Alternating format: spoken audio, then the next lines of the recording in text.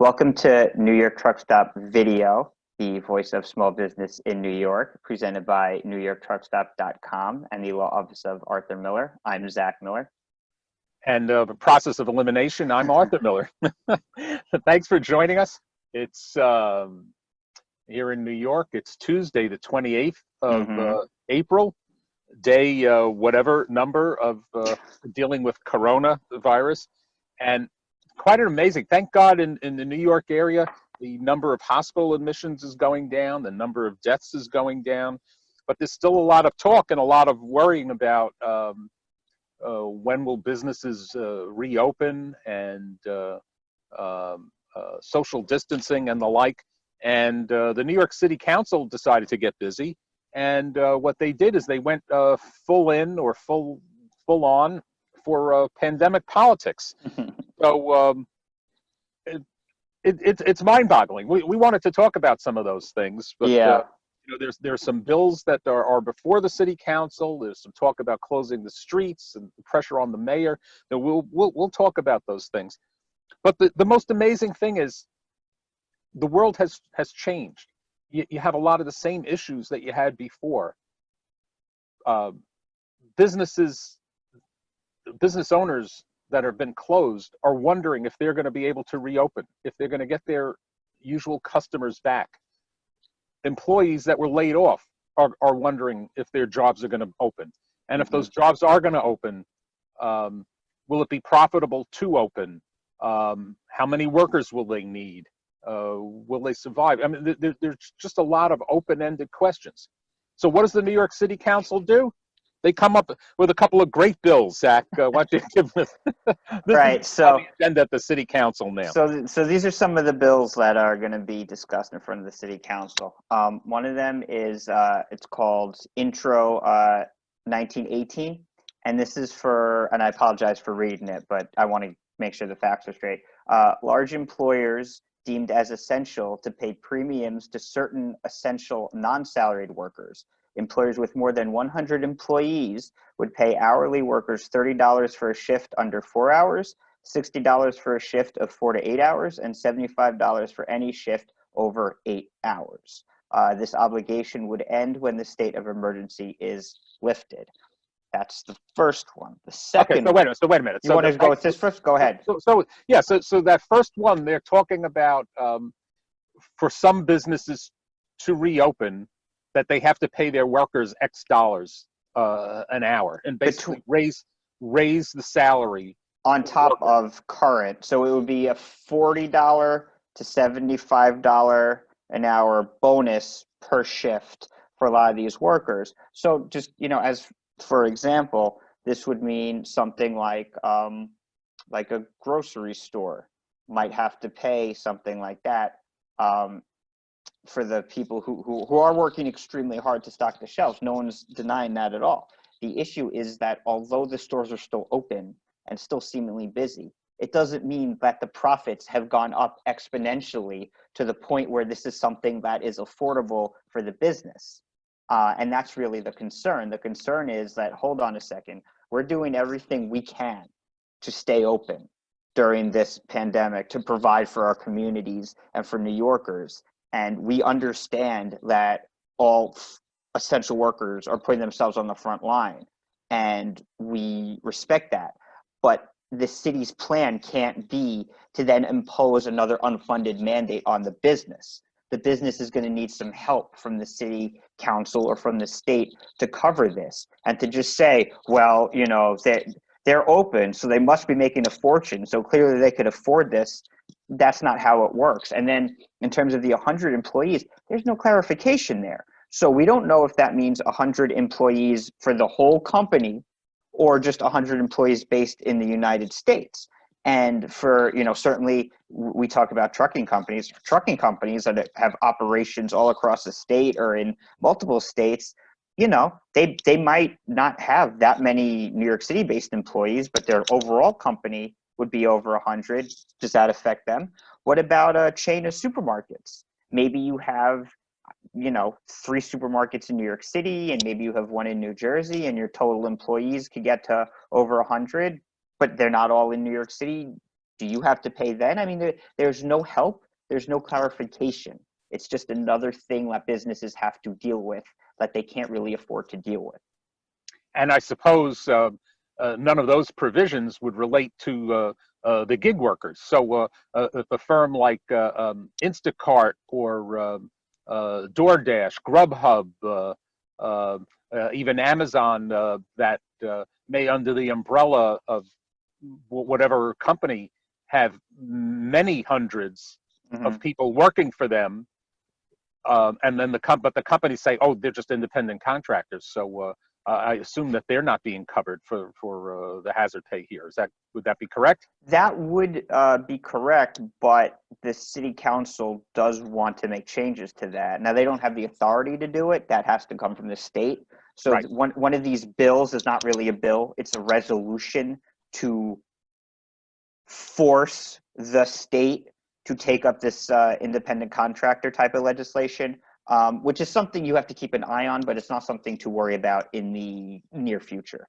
Okay, so on this bill, with raising the salary or battle pay, the city's not offering to compensate the firms for the extra salary, and they're sure not offering to provide the personal protective gear for the companies, or to help them with sanitizing their stores or their businesses, right? There's no help at all for the business. Is that correct?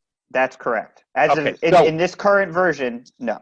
Okay, so we'll chalk this up to pandemic politics. Just feel good stuff that would unnecessarily tie the hands of small businesses and business owners who are debating about whether they reopen or can stay open in the post-pandemic world. Right, who are trying to. Okay, the next one.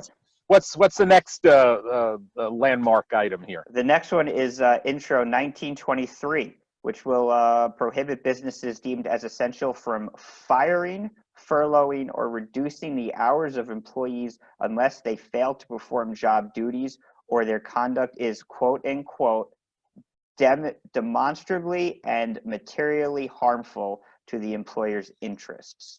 So, go ahead. There you go. You know, we're worried about a business staying open in a different environment, thinking of reopening in a different environment, and here comes the city council saying that, listen, you can't, if you have workers, you can't lay them off, or you can't fire them, or you can't cut their hours unless you go through certain procedures that are, if there are procedures. I don't know if it's... Well, you're essentially your arbitration. You're basically going to have to go to arbitration to furlough employees. That's record keeping and fees and time and cost. You know, so if you're thinking of reopening a restaurant or some other business, and New York City's doing this, you know, puts this other item there, I think common sense says, it'll be that much more costly. Maybe, I don't know. Do I need five workers, or can I get by with 3? But if I hire 5, you know, just to be nice, and we see how it works, then I can't cut their hours or anything without the city getting involved. Right, exactly. More pandemic politics. And it also, a lot of, at least for the places that are staying open somewhat through this, a lot of the conversations are between employer and employee. Are you comfortable coming in, or would you be comfortable not coming in?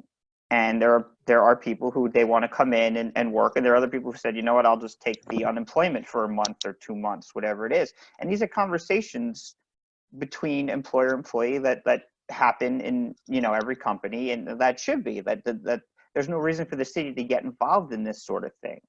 And I understand that, the employee would have to bring a complaint and all that, but it really sets a terrible precedent.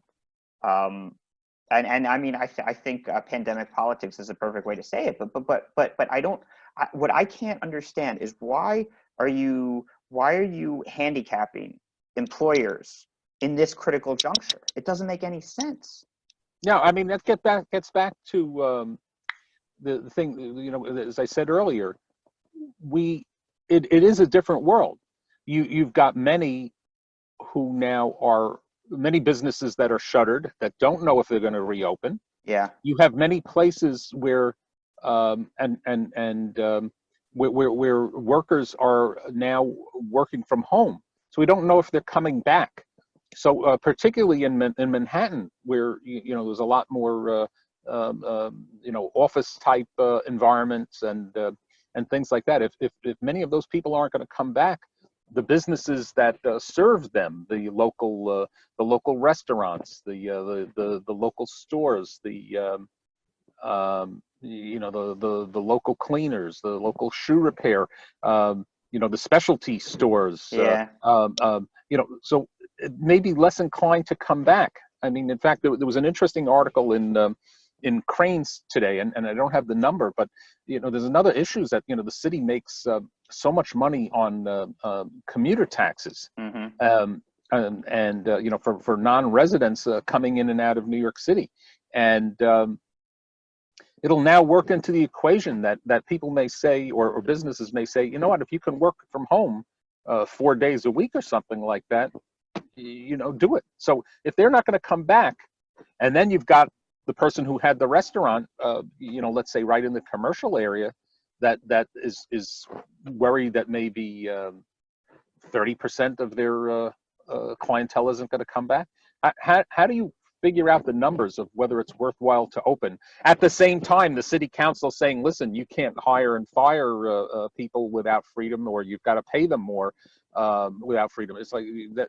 It just seems like you're trying to put the boot on the keep the boot on the garden hose, because to restrict the economy from starting to flow again.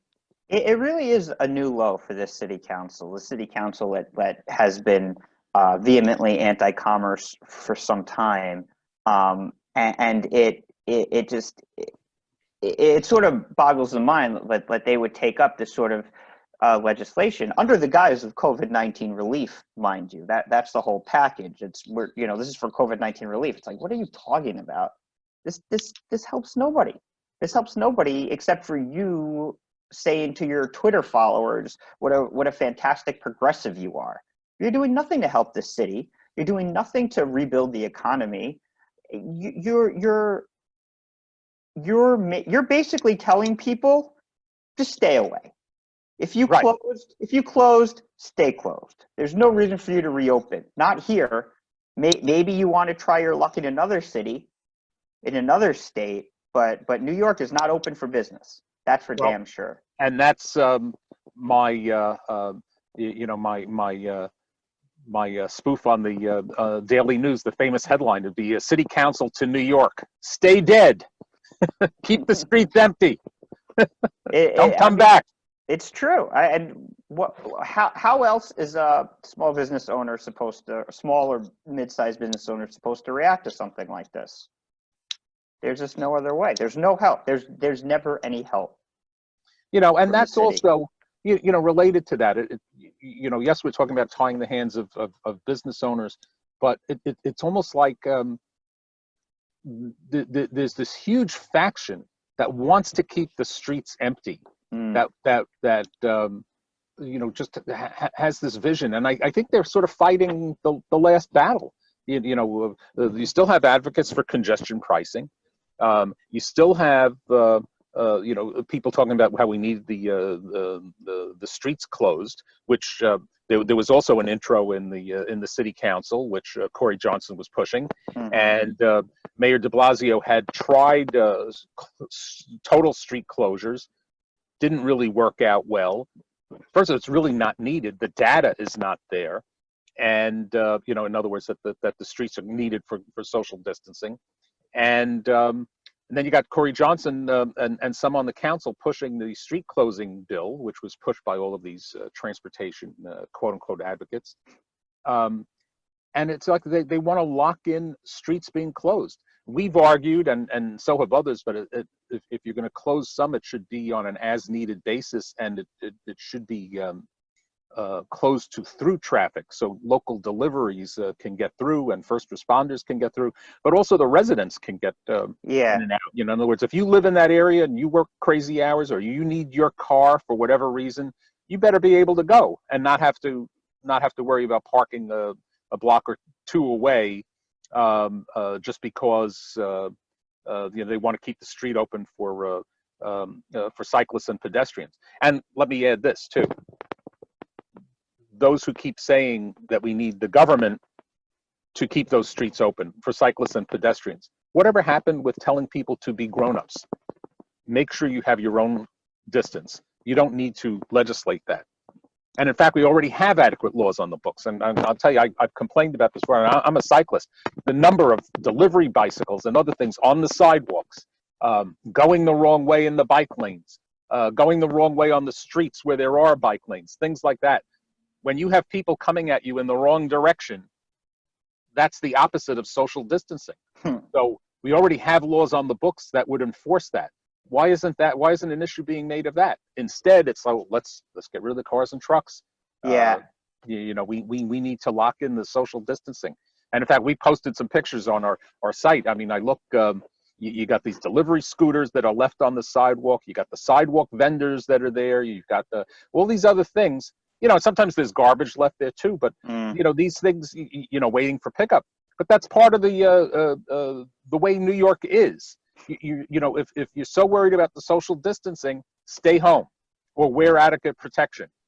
Or you can walk in the streets, which are pretty empty right now anyway. You don't need to have a number just because that number sounds good of closed streets. If there's a problem in a particular area, work with the community, pick an area, and then do it. But just because they wanted to say we've approved X miles, there was no need.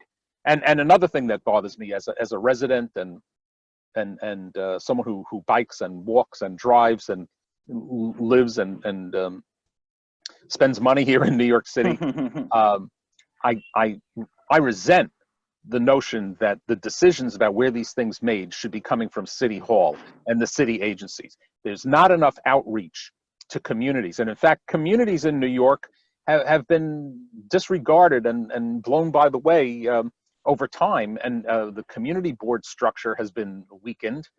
They don't bother talking to the merchants. The bill that was before the city council and Mayor de Blasio going to arguably coming up with his own version. It said that they'll consult with the police department, consult with the elected council people, although they're obviously worried about social media from these funded advocacy groups, but and then also the business improvement districts. So what do we find? Business improvement district sounds nice, but they're usually made up because a business improvement district, and Zach, you know more about this than I, correct me if I'm wrong. Business improvement district is basically an extra tax on the real estate, which the real estate owners then pass to their tenants. That would be the commercial operators. So in other words, it would be asking the real estate owners if that street should close, not asking the bodega owners, the restaurant owners, the others, because they're only renters. Those taxes, those business improvement district taxes are passed along by the owners. So what they should really do is reach out to the chambers of commerce, block associations, the streets, and make sure they reach those residents, the residents and those merchants right in the local area to see if the street closure is a good idea in that area. Yeah, and well, just two things to jump on that. You're right. First of all, in terms of the board, the bids board, it's mostly made up of the commercial property owners, and then some of the actual merchants have a couple of seats, and then the mayor gets to appoint a couple because it's run by the city. So you're right about that. But the bigger issue is even about that. It's still, and this goes back to your point about the through traffic, because we talked about this here, we've talked about it on the radio show, we talk about it on the blog. The business model has shifted for deliveries. Yeah, that's a huge problem. It's not business to business, it's business to consumer. So though I'm glad that they are really starting to factor in business needs and delivery needs in their planning, it is incomplete because the model has completely shifted overnight to the business straight to consumer. So, and if I may, make that a little clear. To be very clear, a lot of people have said, gee, I don't have to go to the store. I can stay home. I'm going to order online. Well, all that stuff has got to be delivered. Right, of course. So that's the whole point. So the point is you can't completely close off a street to a truck because you don't know how many people on that street have the deliveries they have day in and day out. I mean, I could tell you just me living in my apartment building. I mean, it's almost, it feels like it's 24/7 people getting deliveries, and it's not just Amazon, it's from all over. So that's kind of the point. You can't just completely block off a street to traffic and say and think, well, we talked to the bid, so it's fine. It's like, no, it's not enough. I'm glad you're talking to the bid. Don't stop talking to them, but that's not enough. You cannot completely block off a street. And another factor, to your point about the numbers game, that's a huge thing too, because there are really legitimate reasons to close off some of these streets. I'll give you an example. As the weather gets nicer and as we start to reopen the economy up a little bit, people are still going to be concerned about going out and eating and drinking and stuff in public.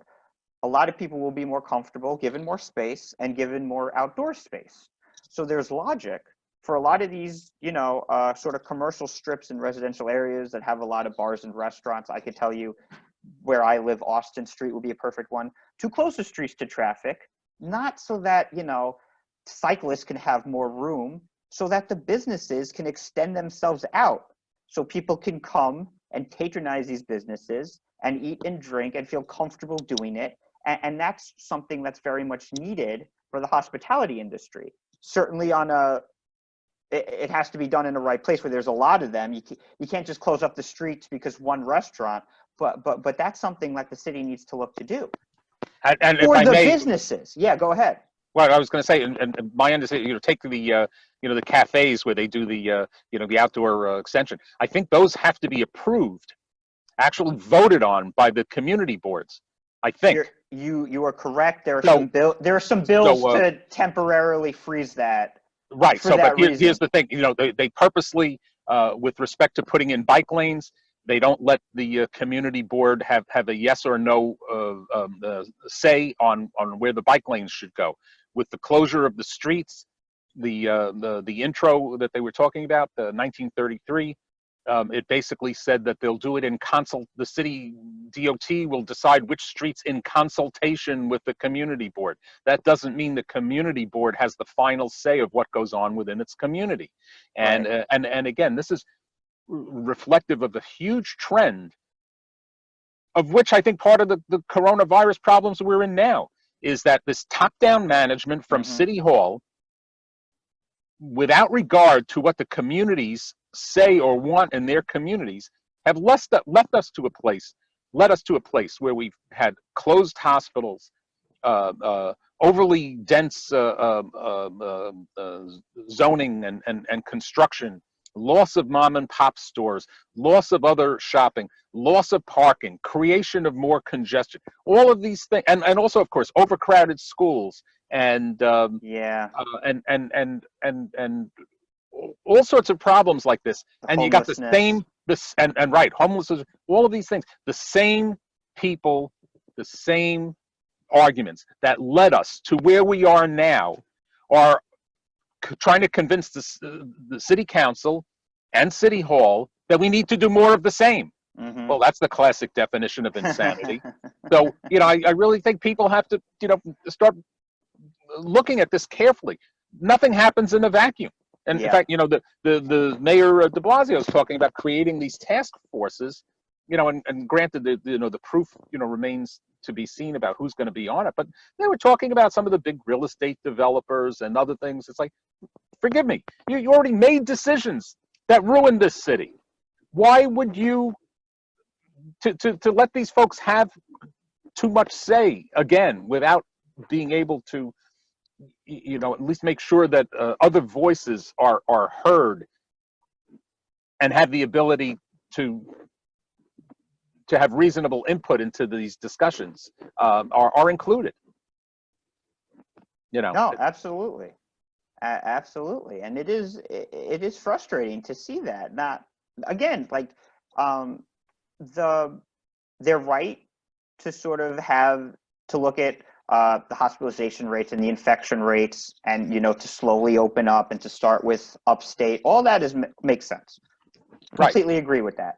But and I think it does make sense to have advisory a task force just because, you don't know what you don't know. So let people throw ideas at you and see what makes sense. There's nothing wrong with that. But to your point, you can't have the same people over and over again on these advisory panels. It's absurd. They mess it up all the time. I mean, how many times do you have to have the same people with big real estate saying, "Oh, well, if we We could know just best. exactly, if we could just squeeze more money out of them and squeeze more money out of them." And meanwhile, Manhattan real estate that's gone. No, nobody's going back to Manhattan offices anytime soon. And by the way, No way. while we're on the topic, what are they saying the city budget shortfall will be? I don't know. The exact number doesn't matter, but this number matters. Yeah. But this number matters with the 421A tax abatements or whatever it's called these days. The real estate developers are getting $4 billion a year in tax breaks to theoretically put up more affordable housing. But when you see these projects, where taxes are put on hold for 15 years, and you're talking about luxury units that started pre-pandemic, that started at 800,000 for a studio or something like that. That doesn't sound like affordable housing to me. Why do they deserve tax breaks? And that's something that also has to be on the table. In other words, you need housing for average people. You need businesses and commercial spaces for average businesses. Again, to put in these fancy Emerald City kind of structures and think you're only going to have a high-end restaurateur that's going to go there. They were all on such incredible margins to begin with, hoping it's going to work out. Well, the rug's been pulled out from under us all, so we have to revisit everything. Yeah, I think that I know one was looking at $9 billion shortfall, the other was looking at a $13 billion shortfall. I don't remember which one was the city and which one was the state, but you're talking about significant losses. Real money. This might be real money there. But yeah, I mean that's really the great concern right now. It's a great unknown. Well, and let me add that because Zach, you and I talked about this offline.